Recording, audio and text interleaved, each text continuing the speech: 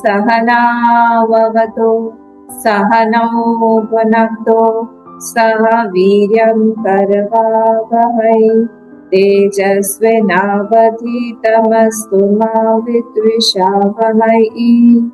ॐ शान्ति शान्ति शान्तिः। वक्रतुण्ड महाकाय सूर्यकोटि समप्रभ निर्विघ्नं कुरु मे देव सर्वकार्येषु सर्वदा। सरस्वती नमस्तुभ्यं वरदे कामरूपिणी विद्यारम्भं करिष्यामि सिद्धिर्भवतु मे सदा। गुरुर्ब्रह्मा गुरुर्विष्णुः गुरुर्देवो महेश्वरः गुरुरेव परं ब्रह्म तस्मै श्री गुरवे नमः। सदाशिवसमारम्भं शङ्कराचार्यमध्यमाम् अस्मदाचार्यपर्यन्तां वन्दे गुरुपरम्परां। श्रुतिस्मृतिपुराणानाम् आलयं करुणालयं नमामि भगवत्पाद शङ्करं लोकशङ्करं। समस्तजनकल्याणे निरतं करुणामयं नमामि चिन्मयं देवं सद्गुरुं ब्रह्मविद्वरं सद्गुरुं ब्रह्मविद्वरम्। पार्थाय प्रतिबोधिता भगवता नारायणेन स्वयं व्यासेन ग्रथितां पुराणमुनिना मध्ये महाभारतम्। अद्वैतामृतवर्षिणि भगवती अष्टादशाध्यायिनी अम्ब त्वामनुसन्दधामि भगवद्गीते भगवद्वेषिणी। नमोऽस्तु ते व्यासविशालबुद्धे पुल्लारविन्दायतपत्रनेत्र येन त्वया भारततैलपूर्णः प्रज्वालितो ज्ञानमयप्रदीपः प्रपन्नपारिजाताय स्तोत्रवेत्रैकपाणये ज्ञानमुद्राय कृष्णाय गीतामृतदुहे नमः। सर्वोपनिषदो भावः दोग्धा गोपालनन्दनः पार्थो वत्ससुधीर्भोक्ता दुग्धं गीतामृतं माता। वसुदेवसुतं देवं कंसचाणूरमर्दनं देवकी परमानन्दं कृष्णं वन्दे जगद्गुरुं कृष्णं वन्दे जगद्गुरुं। 18 चैप्टर में हम लोग जो है 30 श्लोक पर थे। एक बार श्लोक पढ़ लेते हैं फिर हम लोग आगे बढ़ते हैं। श्री भगवानुवाच प्रवृत्तिं च निवृत्तिं च कार्याकार्ये भयाभये बन्धं मोक्षं च या वेत्ति बुद्धिः सा पार्थ सात्विकी। प्रवृत्तिं च निवृत्तिं च कार्याकार्ये भयाभये बन्धं मोक्षं च या वेत्ति बुद्धिः सा पार्थ सात्विकी। और यहाँ पे ये जो ज्ञान वाला पोर्शन था, ये तीन तरह के भगवान सब कुछ बता रहे हैं ना। 3 तरह का उन्होंने ज्ञान बताया, 3 तरह का उन्होंने कर्म बताया, फिर 3 तरह का कर्ता बताया, अब यहाँ पर 3 तरह की बुद्धि बता रहे हैं।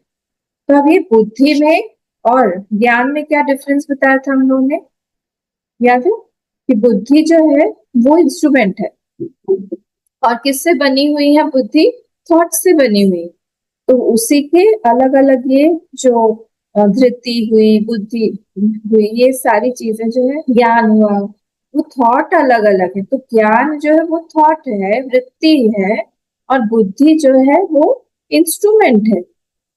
इंस्ट्रूमेंट है ना हमारा, उसी से हम सोचते हैं, तो वो इंस्ट्रूमेंट है। तो इसलिए ये इंस्ट्रूमेंट जो है, ये बुद्धि, अभी भगवान ये बताने जा रहे हैं कि कैसे ये 3 तरह का है, सात्विक, राजसिक और तामसिक तरह का ये 3 तरह का कैसे होता है, ये यहाँ पर बता रहे हैं। तो हमने जो पिछले वाले हमारा जो सेशन था उसमें हमने प्रवृत्तिम च निवृत्तिम च थोड़ा सा हमने देखना शुरू किया था कि सबसे पहले हम लोग को पता होना चाहिए कि कहाँ पर हमारी प्रवृत्ति है और कहाँ पर हमारी प्रवृत्ति नहीं है, कहाँ पर होनी चाहिए कहाँ नहीं होनी चाहिए। ये सात्विक बुद्धि बता देती है कि कहाँ पर हमें घुसना चाहिए नहीं घुसना चाहिए। देखिए ऐसी बात है कि डायरेक्टली अगर हम लोग निवृत्ति पे चले जाएंगे, अगर किसी की टेंडेंसी हो कि हमें नहीं करना है कुछ भी, तो क्या होगा अगर अंदर से उसकी वासनाएं हैं अभी भी, तो फिर मैंने बताया था 2 तरह की चीजें हो सकती है कि एक तो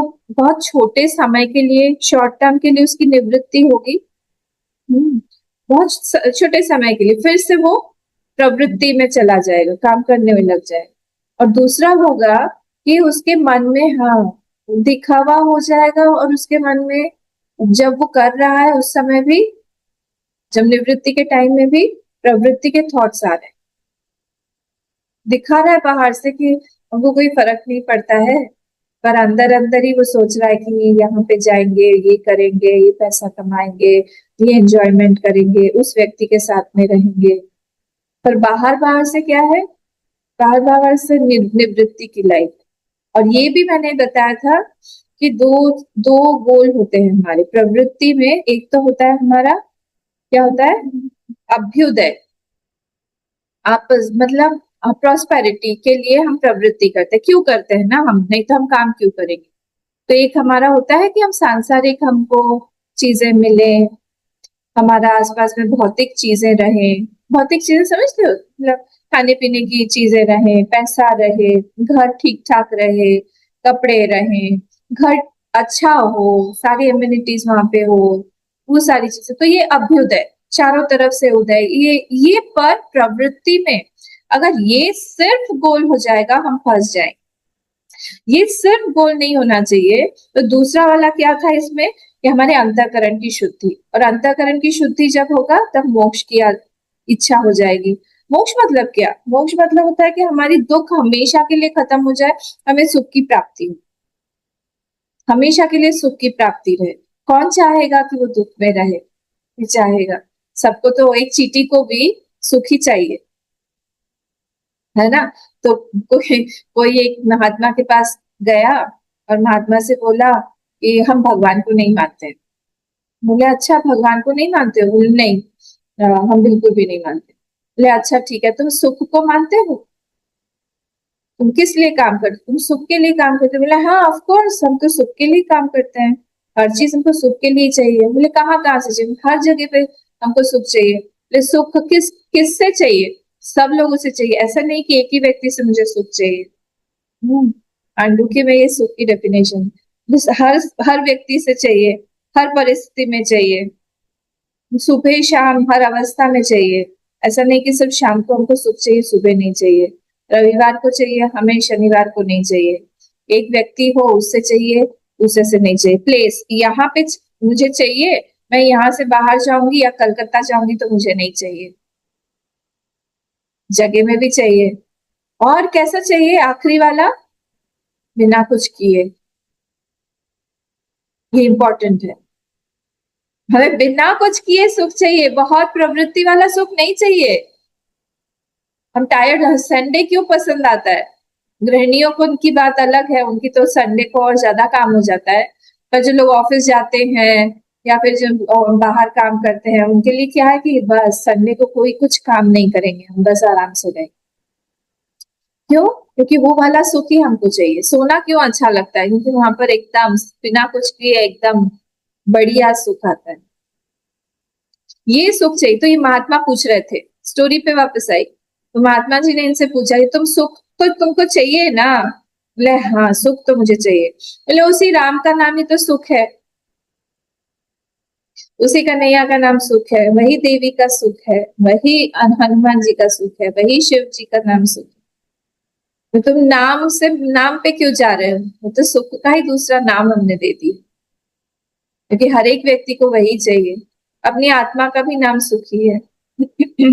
तो ये प्रवृत्ति में 2 चीजें इंपॉर्टेंट है। गोल अगर हमने अभ्युदय बना लिया हम फंस जाएंगे, अभ्युदय ना बना के प्रॉस्पेरिटी जो है वो अपने आप आएगा। अगर हम प्रवृत्ति में ठीक ठाक कर रहे हैं, धर्म के साथ कर रहे हैं, तो अपने आप आता रहेगा। पर हमारा मेन होना चाहिए कि हम कर्म करते करते अंतःकरण की भी शुद्धि करते रहे। वो जनरली होता नहीं। जैसे ही हम कर्म करने उतरते हैं, इसके साथ राग, इसके साथ द्वेष, इसके साथ कचकच, उसके साथ कुछ कुछ, ये सब चलता ही रहता है और हमारा मन पहले शुद्ध था, कर्म करने के बाद और गंदा हो जाता, और फिर लगता है हम क्यों कर्म करने गए। उस व्यक्ति से एटलीस्ट हम पहले बात कर लेते थे, अब तो हमारा देखने का भी मन नहीं करता उसको।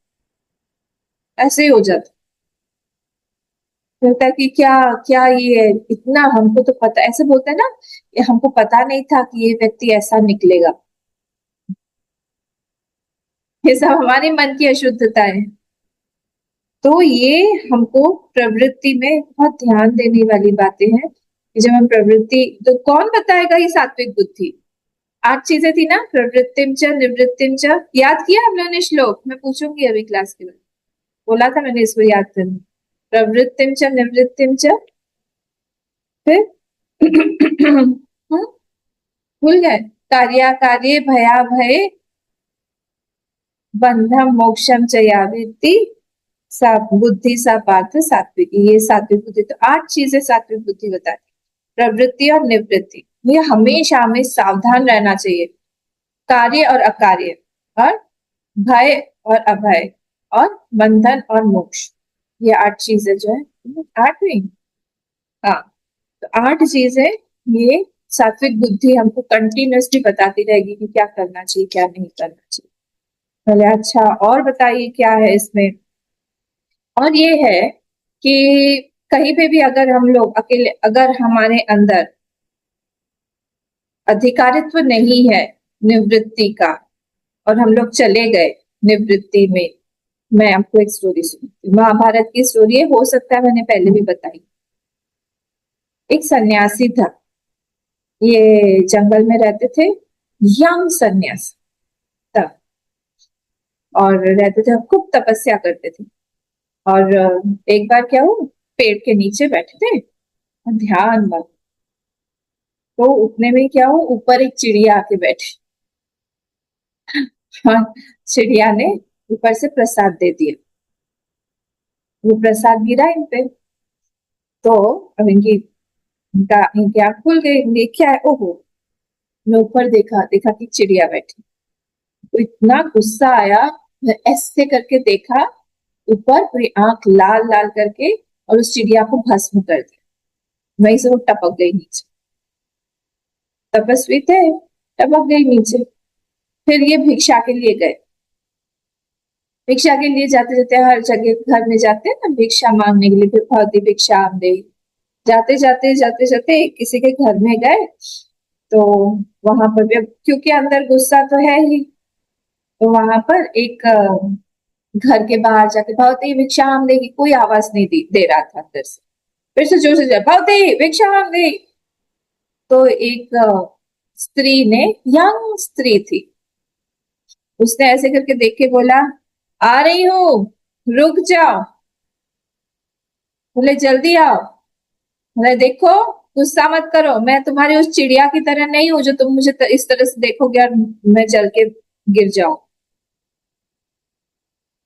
ये महाराज एकदम ऐसे शॉक्ड, इसको कैसे पता चला। फिर ये रुके, तो वो अपने पति की सेवा कर रही थी, उसको खाना खिला रही, खाना वाना दे के सब कुछ करके निवृत्त होके बाहर आई, इनका भिक्षा का पात्र लेके सब कुछ आई, इनको खिलाया। तो इसने पूछा, इसका फर्स्ट क्वेश्चन क्या होगा, कैसे पता चला। बोला कि आपको कैसे पता चला, आप क्या साधना करती हैं, आपको कैसे मेरे बारे में पता चल गया। बोले मैं सेवा करती हूँ अपने पति की, भगवान समझ के, मैं पूरा टाइम अपने आप को का सब कुछ उन्हीं के लिए देती हूँ, अहंकार रहित जीवन जीती हूँ, और उसी प्रवृत्ति से ही मेरी निवृत्ति हो गई। मुझे अलग से जाके बैठ के किसी पेड़ के नीचे साधना नहीं करनी पड़ती, जहां पर मैं हूं वहीं पर से ही मैं साधना अपनी करती। जिस परिस्थिति में हम लोग हैं वही हमारे लिए बेस्ट परिस्थिति है, ये मानना चाहिए। और ये तभी हो पाता है जब हमारे अंदर भगवान की शरणागति होती है। जब भगवान की शरणागति नहीं होगी, किसी भी जगह पे हम चले जाएंगे, मच्छर काटेंगे, मच्छर पे गुस्सा आएगा, या आवाज आ रही है इससे गुस्सा आएगा, इधर उधर ध्यान जाएगा, अरे हवा चलेगी उस पे भी गुस्सा आएगा कि हवा क्यों चल रही, हमारे बाल उड़ रहे हैं आज ध्यान नहीं हो रहा है, किसी भी चीज पे आ जाएगा। अगर अंदर से माइंड जो है वो स्टेबल नहीं है, तो फिर बाहर का हम कितना भी अरेंजमेंट कर ले वो नहीं होगा। और उसके कारण प्रवृत्ति, इसीलिए मैं इसलिए स्टोरी सुनाई कि प्रवृत्ति आवश्यक क्यों है, क्योंकि जब हम वासना को हमारे क्षय करते हैं तो एग्जॉस्ट होता है कर करके, किसी भी एक कर्म को आप बार बार करते रहो तो एग्जॉस्ट हो जाएगा। उसके बाद में क्या होगा, आपका माइंड निवृत्ति प्रधान हो जाए, जहां पर आप हैं वहीं पर ही आप ध्यानस्थ हो जाए। द्रोणाचार्य जी को अलग से ध्यान करने नहीं बैठना पड़ा। वो जब कुरुक्षेत्र में थे, जैसे ही उनको पता चला कि अश्वत्थामा मारा गया है, अश्वत्थामा मेरा पुत्र जो मारा गया है, उन्होंने युधिष्ठिर से क्रॉस चेक भी करवा लिया। युधिष्ठिर ने आधा अर्ध सत्य बोला, सब कुछ हो गया। उसी क्षण युद्ध भूमि में उनको पता है जो उनका, उनको जो मारने वाला है धृष्टद्युम्न वो यही है, उसी के हाथ मेरी मृत्यु होगी। ये सब होने के बावजूद उसी क्षण उन्होंने वो समाधि में चले गए, उन्होंने अपना शरीर को, धृष्टद्युम्न ने जब उनका गला काटा उसके पहले ही द्रोणाचार्य जी ने अपना प्राण छोड़ दिया था। मतलब कितना प्रैक्टिस किया होगा, मैं यही सोचती हूँ कितना डीप उनका मेडिटेशन प्रैक्टिस होगा। ऐसे ही थोड़ी अर्जुन के टीचर होंगे कि वो इतना प्रैक्टिस कर रहे होंगे, क्योंकि राजपुत्रों का आचार्य होना आसान नहीं। तो प्रवृत्ति में रहते हुए भी हम लोग को निवृत्ति की प्रैक्टिस करनी चाहिए। हम प्रवृत्ति मार्ग में तो है, पर उसी उसी से ही हम अपना आगे का रास्ता निकाल रहे हैं।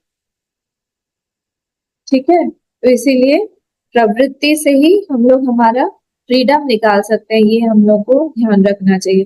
पृथ्वी जी का भी मैंने एग्जाम्पल आप लोगों को दिया था, बहुत सारे ऐसे एग्जाम्पल्स, ध्रुव जी का भी दिया था, बहुत ऐसे तरह तरह के आपको एग्जाम्पल्स हमारे शास्त्रों में ही आपको मिल जाएंगे। फिर मैंने इंद्रद्युम्न का एग्जाम्पल दिया था पिछली बार, जो गजेंद्र बने, याद है, वो उड़ीसा के राजा थे इंद्रद्युम्न, वो गजेंद्र बने बाद में। तो ये बहुत सारी चीजें ऐसी है। केवट, केवट ने नाव चला चला के भगवान को प्राप्त कर दिया, शबरी माँ ने झाड़ू लगा लगा के प्राप्त किया। तो ऐसे हमको देखना पड़ेगा कि हम हमारी कौन सी एक्टिविटी को, प्रवृत्ति को हम भगवान की सेवा के लिए बनाए, हम अपने मन को शुद्ध करने के लिए बनाए। गोपियों ने हर एक एक्टिविटी को बनाया, इवन वो जब बाल झाड़ती थी वो भी यही समझ के झाड़ती थी कि हम सुख इससे अपने लिए नहीं ले रहे हैं, हम हमारे भगवान को देंगे, वो देखेंगे तो खुश हो। वहाँ कितने अच्छे से बाल बना के आई हो, कितनी अच्छी चोटी की है, कितने अच्छे से संवार के आई हो। कभी भी उनका ध्यान अपने ऊपर नहीं जाता था कि मैं कितनी सुंदर। डिफरेंस है भारी। मैं मेरे लिए नहीं सज रही हूँ, मुझे आनंद देना है प्रभु को, इसलिए मैं सज रही हूँ। हम कुछ भी कर रहे हैं अपने खाने के लिए नहीं कर रहे। यही डिफरेंस हो जाता है भोजन में और भोग में। भोजन हम बनाते हैं, पर भोजन को जब हम निवेदित कर देते हैं भगवान को, वो नैवेद्य बन जाता है, और फिर भगवान जब उसको पा लेते हैं वो भोग बन जाता है। तो हमारा पूरा जीवन जो है भोग होना चाहिए भगवान का। मतलब भगवान ने हमारे जीवन में हर एक क्षण, हर एक प्रवृत्ति को चखा हुआ होना चाहिए। उसकी जो सुख वृत्ति है वो हम अपने ऊपर डालते रहते हैं, वो स्वाहा नहीं करते, हम खुद ही अहंकार को डाल रहे हैं। ये जो हाथ है ना, ये अपने तरफ हमारा जाता है, हम खिलाते नहीं। जब हम ये करने लगेंगे हर एक एक्टिविटी से, तब हमारा जीवन बहुत सुंदर निवृत्ति प्रधान अपने आप बनने लगे। अब देखिए हमारे जो मिशन में जो वर्कर्स हैं, जो लोग सीसीएमटी में इत्यादि काम करते हैं, उन लोग का जीवन कैसा है, इतना घोर प्रवृत्ति में। देखो जाके सीसीएमटी वगैरह में तुम तो वहीं रह के आए, सुबह से लेके रात तक उनका कब सोना है कब खाना है, पर फिर भी उनके चेहरे पर जो तेज है, जो ग्लो है, वो कहाँ से आता है? क्योंकि वो प्रवृत्ति में ही उन्होंने निवृत्ति को ढूंढा हुआ। वो अपने लिए नहीं कर रहे हैं, उनका हर एक कार्य या तो गुरुदेव के लिए या गुरुजी के लिए या मिशन के लिए। ठीक है, तो इसीलिए ये यहाँ पर हमें ध्यान रखना चाहिए कि हम कंटिन्यूअसली प्रवृत्ति के टाइम हम हमारा ध्यान कहाँ है, हमारा ध्यान जाना चाहिए, इसमें से हमको बाहर निकलना है, बाहर निकलना है, इसी में ही फंस के नहीं रहना। दूसरा वाला क्या है, दूसरे पे आइए, कार्य और अकार्य। कार्य और अकार्य मतलब वेत्ती सबके साथ जाएगा, हाँ। वेत्ती मतलब जो जानती है, बुद्धि जानती है, तो वो बुद्धि क्या जानती है? कार्य और अकार्य को जानती है बुद्धि। तो उसके कार्य और अकार्य को जानना क्या है कि मेरा यहाँ पे स्वधर्म है कि नहीं, मेरा कर्तव्य, ऐसा बोल सकते हैं, ड्यूटी यहाँ पे मेरा है कि नहीं है। मेरा ड्यूटी नहीं है तो वो अकार्य है, ड्यूटी है तो फिर कार्य है। हर जगह पे घुस जाना, हर जगह पे जंप करके हम आगे बढ़ के हम ही करेंगे हम ही करेंगे, इससे थोड़ा बचना चाहिए। ये हर जगह पे आवश्यक नहीं है, क्योंकि भगवान अर्जुन को बोल रहे हैं ना, अर्जुन के थ्रू एक साधक को बोल रहे हैं।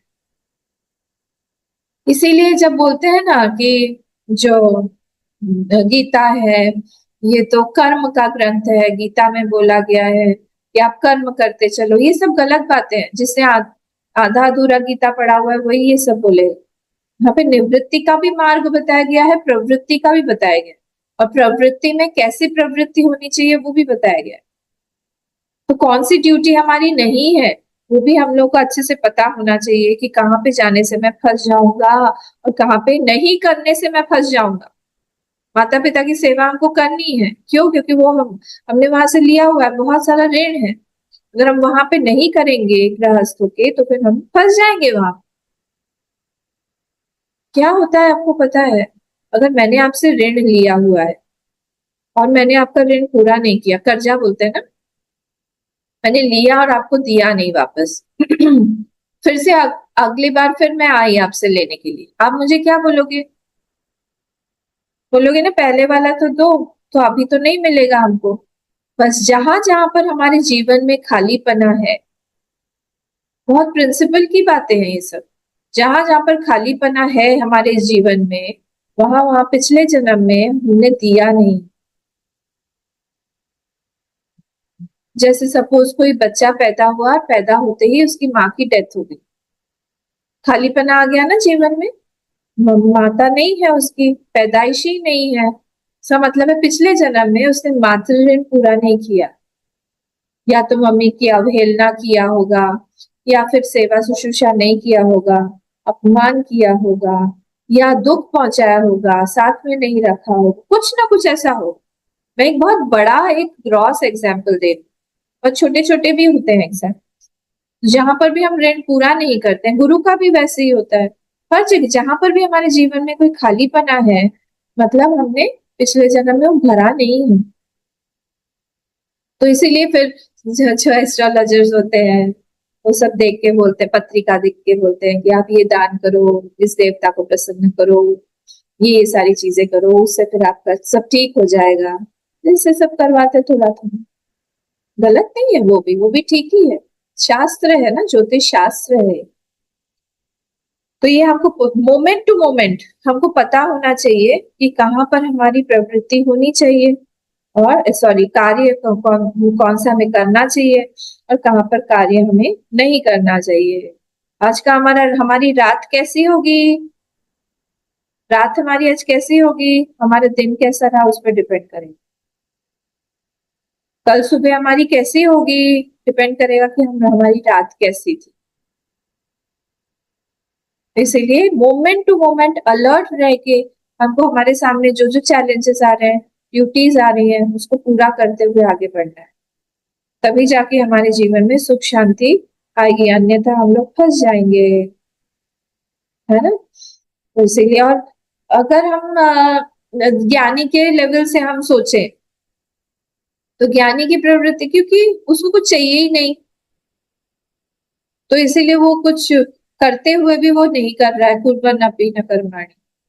वो कुछ कर भी नहीं, बहुत कुछ कर रहा है। गुरुदेव ने कुछ किया, कुछ नहीं किया।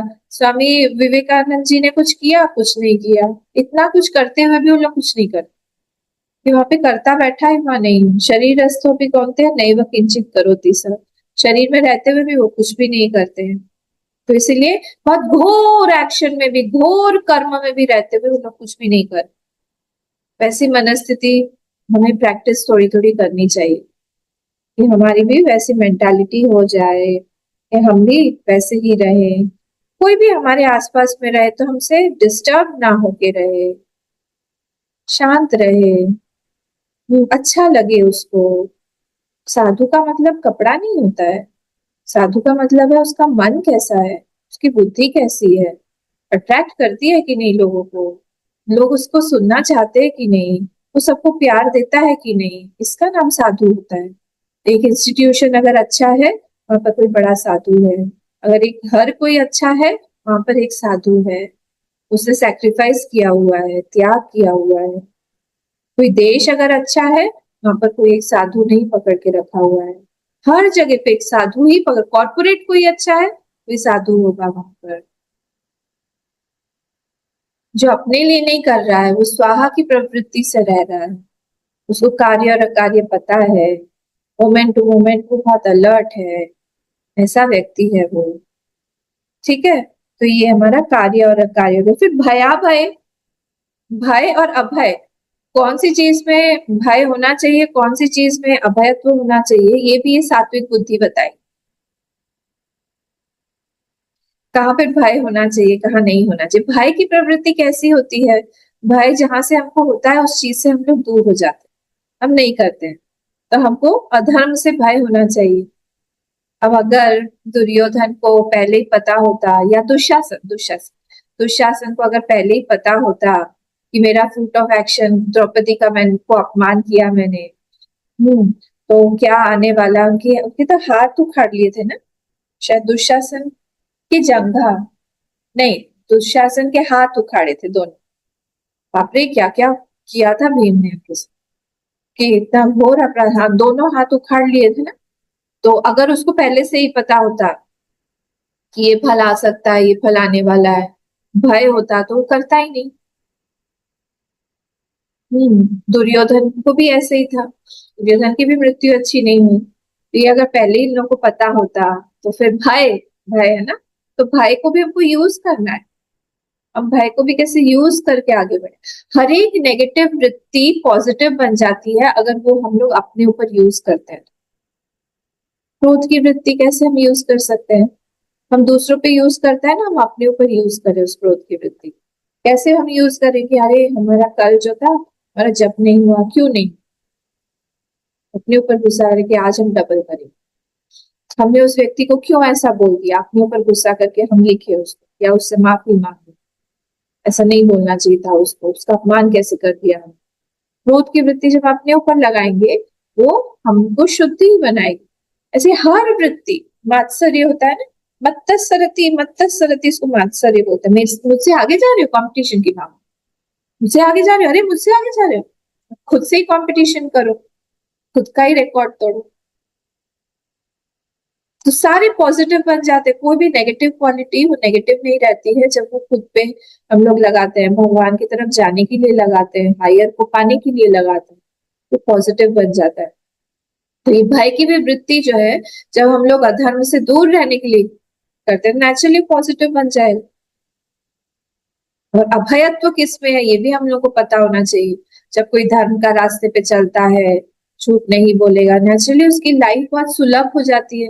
एक झूठ बोलने पर 1000 झूठ बोलते ही रहना पड़ता है, उसको छुपाने के लिए और झूठ बोलो, इस तरह से चलता ही रहेगा। तो हमारे हमारे जीवन में कितनी कुटिलता आ जाएगी, जटिलता आ जाएगी। तो इससे अच्छा हम एकदम सुलभ तरीके से, सरल चित्त होना चाहिए। भगवान को सरल पसंद है, सरलता पसंद है। तो सरलता, राधा जी कितनी सरल है, इसलिए उनकी प्यारी है। तो इसलिए हमको, हम सरल बनेंगे, भगवान के प्रिय रहेंगे। दीनता, सरलता, इसका मतलब ये नहीं है कि बेवकूफ बनना। ये सरल का मतलब ये नहीं है कि हर जगह पे हम बेवकूफ बनते रहें, कोई हमको बेवकूफ बनाता है, हमको समझ में आ रहा है फिर भी हम लोग दिखा रहे हैं, ये बात नहीं है सरल का मतलब। ये तो बेवकूफी हो जाएगी। तो सरल बनने का मतलब यही होता है कि हम भगवान को जैसे प्रिय है, हम कुटिलता अपने अंदर ना रखें, रिजुत्व रखें। रिजुत्व मतलब हम सीधे सीधे चल रहे हैं, हम इधर उधर का रास्ता नहीं अपना रहे हैं, उस तरह से हम लोग हैं। तो भया भय, अब क्या हो गया, भया भय हो गया ना। अब नेक्स्ट पे आइए, बंधम मोक्षम च या वेत्ति। बाप रे, बंधम मोक्षम च वेत्ति सब में लगाना है। वो जो जानते, जो जो बुद्धि बंध को और मोक्ष को दोनों को ही जानती है। अब बंधन और मोक्ष भी क्या है, ये बंधन जो है कौन सा कार्य, कौन सा व्यक्ति, कौन सी परिस्थिति मुझे बंधन में डाल सकती है, ये हमको पता होना चाहिए। ये अगर हमें पता हो गया तो हम बिल्कुल एकदम सीधा हम जाएंगे, हमारे रास्ते पर हाईवे पकड़ लेंगे एकदम। ये हमको पता नहीं होता है। सुकन्या की स्टोरी याद है आपको, सुकन्या च्यवन ऋषि, च्यवनप्राश है ना, वो च्यवन जो ऋषि थे उनसे ही आया हुआ है। तो वो च्यवन ऋषि अपनी साधना में थे, उनका आश्रम था ऐसे जंगल में। तो सुकन्या के पिताजी का नाम अभी मुझे याद नहीं आ रहा है, वो मनुपुत्र थे। तो वो इनका विवाह करने के लिए ये इधर उधर घूम रहे थे, देख रहे थे कि कहाँ इनके लिए हो सकता है, विवाह हो सकता है। ऐसे घूमते घूमते घूमते घूमते आशीर्वाद लेने के लिए ये लोग च्यवन ऋषि के आश्रम पहुंच गए। जब वो आश्रम वहां पे पहुंचे, आश्रम खाली पड़ा हुआ था, आश्रम में कोई भी नहीं था। तो आश्रम में घूमते घूमते देखा तो अब साथ में सिपाही वगैरह भी थे, सेना थी उन लोगों की, राजा दूसरी तरफ थे, और ये सुकन्या छोटी लड़की थी, तो नेचुरली चंचल थी, अपने सखियों के साथ में इधर उधर घूम रही थी, टहल रही थी। बड़ा सा आश्रम था, कोई था नहीं, तो ऐसे पुराना कहीं पे ऐसा कुछ हुआ है। तो एक जगह पे उन लोगों ने देखा एक बाम्बी, बाम्बी समझते हैं, चींटी की बाम्बी होती है ना, ऐसे माउंट एंट हिल जिसको बोलते हैं। तो वो बहुत बड़ा सा ऐसा बन गया, और उसमें ऐसे दो छेद हैं, और उसमें से ऐसे दो तेज ऐसे मतलब लाइट, ब्रिलियंट एक लाइट ऐसे दोनों छेद में से आ रहा है। तो ये सुकन्या चंचला थी, इन्होंने क्या किया, कांटा लिया कहीं से, कांटा लेके उसको ऐसे भेद दिया कि क्या है ऐसे करने करके। तो जब ऐसे किया एक आंख में, तो उस आंख से ऐसा खून बहने लगा, और वहां पे वो च्यवन ऋषि बैठे हुए थे, किसी को पता नहीं था। तो ये लोग जल्दी से भाग के आ गए, सखियां भी डर गई, ये भी डर गई, ये लोग सब डर के मारे राजा के पास में आ गए, कुछ नहीं हुआ ऐसे दिखाने लगे। उतने में ही क्या हुआ, पूरी सेना का मलमूत्र रुक गया, सबका रुक गया। सब लोग परेशान हो गए कि ऐसे कैसे हो रहा है, कुछ तो हमने ऋषि के आश्रम में आके, मुनि के आश्रम में आके कुछ तो हमने अधर्म किया है। तो राजा ने सबको बुलाया, बोला कि बताओ किसने किया है, क्या किया है, कुछ गलत तो हमने जरूर किया है। तो सुकन्या देखो आई, यही है सात्विकी बुद्धि। कहाँ पर भय होना चाहिए, कहाँ पर अभय तो होना चाहिए, उसको पता था। उसने बोल दिया अपने पिताजी को जाके, पिताजी मैंने गलती की। तो तुमने गलती क्या किया बताया उसने, बोले ओ वहीं पर ही बैठे हुए होंगे, वो खून निकला मतलब अंदर कोई है। तो वो लोग सारे के सारे लोग आके उस बाम्बी के सामने आके हाथ जोड़ के प्रणाम करके उनकी स्तुति करने लगे कि आप माफ कर दीजिए, आप बाहर आइए, हम प्रायश्चित करेंगे, आपको दर्द हो रहा है, हम लोग आपकी सेवा करेंगे, आप बाहर निकलिए। तो च्यवन मुनि आए बा, और ऐसे ही ओल्ड से जर्जर शरीर था, तपस्वी का नेचुरली वैसे ही हो जाता है। वो लोग थोड़ी कंडीशनर लगाते हैं, वैसे नहीं लगाते कि एलोवेरा जेल वो लोग नहीं लगाएंगे। तो वो ऐसा, और थोड़े से एजेड भी थे, वृद्ध भी थे, और कांपने वाला शरीर था। सोचिए आप, वो बाहर आए और ने कहा, राजा ने हाथ जोड़ के प्रणाम किया, माफी मांगी, लगे आप बोलिए हम लोग क्या प्रायश्चित करें। च्यवन ऋषि ने कहा, ये जो लड़की है आपकी, ये जो राजकुमारी है, इसके साथ में मेरा विवाह कर दीजिए। सुकन्या की तरफ देख के राजा हैरान हो गए, क्योंकि उनकी बेटी है, यंग है, और इस तरह से एक व्यक्ति के साथ में जो कि वृद्ध भी है, कोई रहने का कुछ ठिकाना नहीं है, आश्रम में एक जंगल में रहना। सुकन्या ने हाथ जोड़ के पिताजी से विनती किया, पिताजी आप इन्हीं से मेरा विवाह करिए, मैं इन्हीं को पति मान के सेवा करूं। अब वो रहने लगी। पिताजी ने कहा ठीक है बेटा। पिताजी भी खुश हुए, उन दोनों का विवाह किया, वो वहीं रहने लगे। खूब सेवा करती थी वो, खूब मन प्राण लगा के सेवा करती थी। च्यवन ऋषि ने ही देखा, च्यवन ऋषि बहुत प्रभावित हुए इनकी सेवा से, और बहुत तपस्वी थे, तेजस्वी थे। उन्होंने अश्विनी कुमार को बुला लिया। और अश्विनी कुमार कौन है? अश्विनी कुमार देवताओं के वैद्य। दो जन साथ में रहते हैं। बहुत सुंदर है, बहुत हैंडसम, बहुत ज्यादा। अश्विनी कुमार वो दोनों आ गए। वो दोनों आए और च्यवन ऋषि ने उनसे कहा, कुछ तो भाग वाग दिया, कुछ ऐसा कुछ किया कि मैं आपको आहुति दूंगा, आप ये करो, कुछ एक हवन वगैरह किया। उसके बाद में उनसे कहा कि आप मुझे यंग बना दो, मेरी पत्नी के कारण आप मुझे यंग बना दो। उन्होंने कहा ठीक है। अब वो लोग ने तीनों ने क्या किया, एक कुंड बनाया और उस तीनों के तीनों उस कुंड में गए, डुबकी लगाई। और जब वापस आए दो जन गए थे और तीसरा च्यवन मुनि थे। जब वापस आए तो तीनों के तीनों अश्विनी कुमार बन के आए। इतने सुंदर बन गए थे च्यवन ऋषि। अब ये पहचान ही ना पाए। फिर से इनकी टेस्ट हो गई। ऐसी होती बुद्धि। तो इन्होंने अब ये तीनों सामने खड़े हुए हैं। तो सुकन्या ने हाथ जोड़ के उनसे प्रार्थना किया।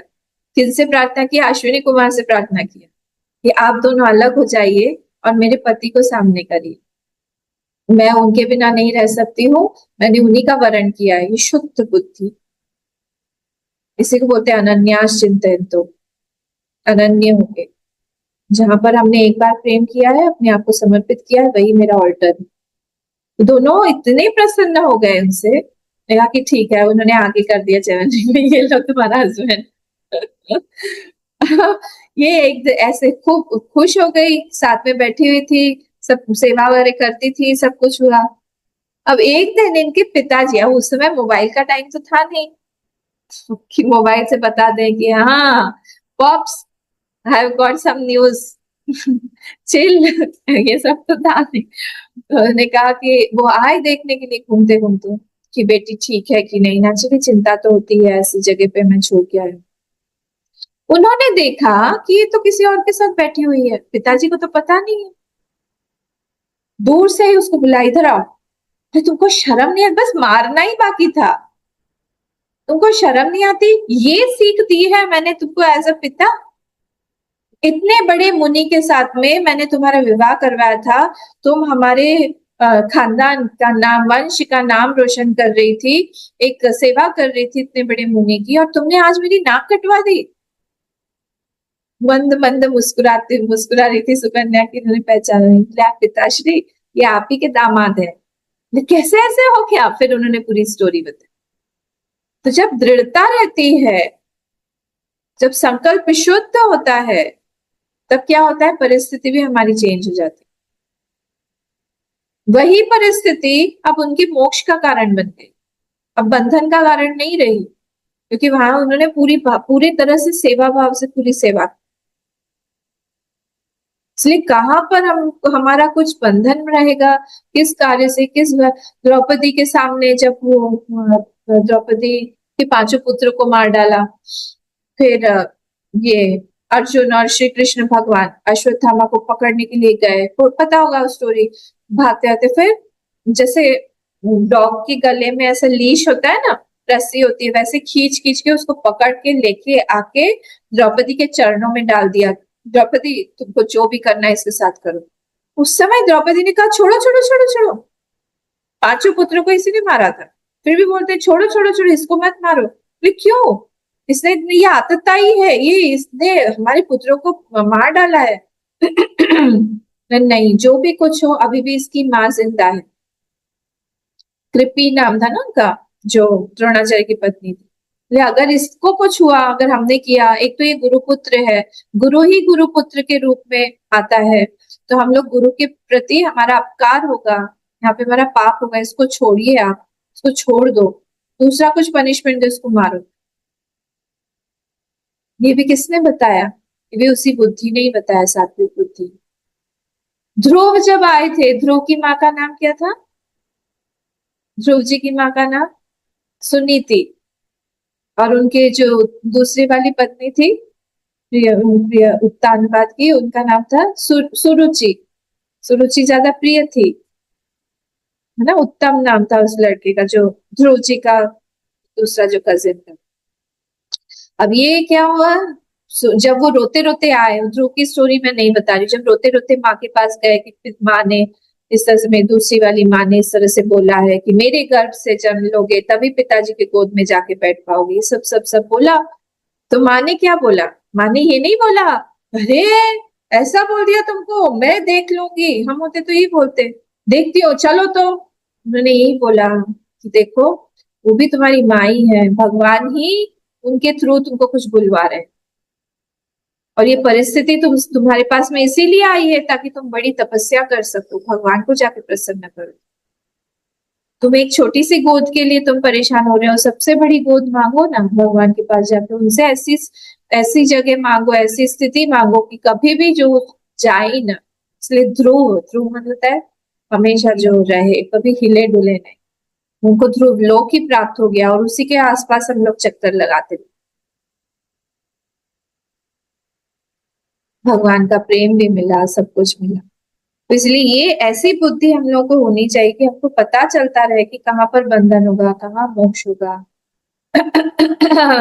हम लोग अटैच हो जाते हैं, राग द्वेष में फंस जाते हैं, को पता ही नहीं रहता। किसी एक छोटी सी चीज के लिए हम लोग इतना ज्यादा उसका बखेड़ा खड़ा कर देते हैं, हमको पता नहीं होता कि इन सब चीजों को छोड़ो, कोई बड़ी चीज को पकड़ो। छोटी छोटी चीजों के लिए हम क्यों पीछे पड़े हुए हैं? वो मिल भी जाए तो भी वो अनमिली ही है। नहीं, कोई भी संसारिक चीज जो हमको प्राप्त भी होती है वो तो आगे खोने ही वाली है, तो जो आगे खोने वाली है वो अभी भी खोई हुई है। ये सारे वेदांत के फिर से प्रिंसिपल, जो आगे चले जाने वाला है वो अभी भी नहीं है। तो ये शरीर आगे जाके मिट्टी में मिलने वाला है, तो अभी भी मिट्टी है, नहीं है। जन्म के पहले नहीं था, मृत्यु के बाद भी नहीं होगा, अभी भी नहीं है। दिखाई दे रहा है कुछ समय के लिए बुदबुदे की तरह। बुदबुदे ने ही क्या किया है, ये पीली साड़ी पहन ली, बुदबुदे ने ही कोट शर्ट पैंट पहन लिया, बुदबुदे ने ही कुर्ता लुंगी पैजामा जो भी वो पहन लिया, सूट बूट पहन के घूम रहे है, तो सब हम बुदबुदे ही। तो इसीलिए ये ध्यान रखना चाहिए हम लोग, सूक्ष्म बुद्धि, क्योंकि माइंड इंस्ट्रूमेंट है, वो हमको बताएगा कहाँ पर हम लोग जाएंगे तो फंस जाएंगे, कहाँ पर किससे क्या बात करेंगे तो हम फंस जाएंगे, कहाँ पर हमको मोक्ष प्राप्त होगी। देखिए, व्यवहारिक मोक्ष एक होता है, व्यवहारिक बंधन एक होता है, एक पारमार्थिक बंधन और पारमार्थिक मोक्ष होता है। अभी जो हमारी बात चल रही है वो सब व्यवहारिक मोक्ष और व्यवहारिक बंधन की। हम किससे बात करें, कौन सा कर्म करें, किस व्यक्ति को किस तरह से देखें। कोई व्यक्ति इतना पसंद आ जाता है, हमारी मेंटालिटी है, इतना पसंद आ जाता है, इतना पसंद आ जाता है कि उसकी दुर्गुण ही नहीं दिखते। और कोई व्यक्ति इतना आपको खराब लगता है, इतना खराब लगता है कि उसका कुछ गुण उसका दिखता ही नहीं है, दोष ही दिखता रहता है, ऐसे उसको बनाए हुआ है भगवान ने दोष के साथ में पूरे, है ही नहीं एक भी गुण। ये सारी चीजें, ये माइंड हम लोग को जब ठीक ठाक बताएगा तभी जाके हम लोग क्या करेंगे, समझ पाएंगे कि कहाँ पर हमारा बंधन होगा, कहाँ पर हमारा मोक्ष होगा, है ना। तो हम लोग, और ये वाला पारमार्थिक मोक्ष क्या है? पारमार्थिक मोक्ष है कि हम जाने वो हमारा सेल्फ, आत्मा क्या चीज, अपने आप को जाने। क्या हमारा नाम अनन्या चैतन्य है?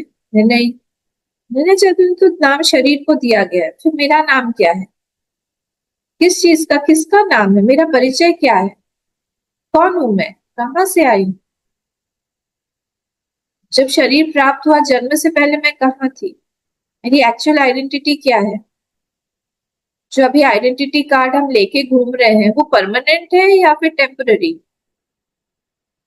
हमको इसके बाद कहाँ जाना है? ये सब जब प्रश्नों के उत्तर हम लोग ढूंढने लगते हैं, तब हमारी जो है जिज्ञासा वृत्ति जागृत होकर हम ज्ञान की तरफ जाएंगे और तब हमारा मोक्ष होगा। अन्यथा हम ऐसे ही घूमते रहे, ये सब बंधन के कारण हो जाएंगे। ना जानना अपने आप को ही दुख का सबसे बड़ा कारण है। सबसे बड़ा कारण यही है कि हम अपनी रियलिटी नहीं जानते हमको। इसलिए हम लोग जब वेदांत पढ़ के बाहर निकलते हैं शांतिपुनी साधनालय से तो बोला जाता है, now you have no right to cry, now you have no right to be sad. क्योंकि आपको बता दिया गया है कि जो आत्मा है वो क्या है, सच्चिद आनंद स्वरूप है। वो तो आनंद स्वरूप है, अब आप दुखी नहीं हो सकते, आप रो नहीं सकते।